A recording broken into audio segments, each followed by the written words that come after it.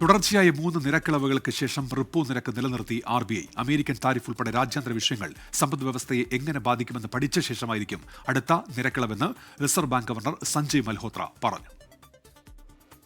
After a detailed assessment of the evolving macroeconomic and financial developments and the outlook, the MPC voted unanimously to keep the policy repo rate under the Liquidity Adjustment Facility LAF unchanged at 5.5%.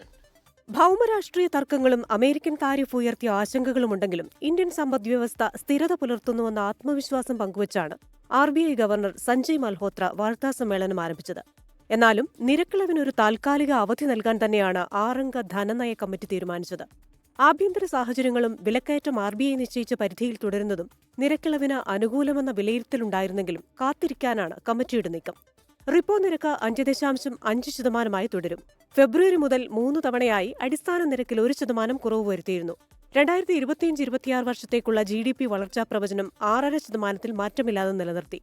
ആദ്യ പാദത്തിൽ 6.5%, രണ്ടാം പാദത്തിൽ 6.7%, മൂന്നാം പാദത്തിൽ 6.6%, നാലാം പാദത്തിൽ 6.3% എന്നിങ്ങനെയാണ് ത്രൈമാസ വളർച്ച പ്രതീക്ഷിക്കുന്നത്. 2026-27 ഒന്നാം പാദത്തിൽ വളർച്ച 6.6% ആയിരിക്കുമെന്നും പ്രവചിക്കുന്നു. 2026 സാമ്പത്തിക വർഷത്തിൽ പണപ്പെരുപ്പം 3.1% ആയിരിക്കുമെന്ന് MPC ചൂണ്ടിക്കാട്ടി. ഇത് മുൻ നിശ്ചയിച്ച 3.7%-ത്തേക്കാൾ കുറവാണ്. പ്രഖ്യാപനം വന്നതോടെ ഓഹരി വിപണികൾ നിരാശയിലായി. റേറ്റ് സെൻസിറ്റീവായിട്ടുള്ള ബാങ്കിംഗ്, നോൺ ബാങ്കിംഗ്, ഓട്ടോ ഓഹരികളെല്ലാം നഷ്ടത്തിലാണ്. Business desk 24.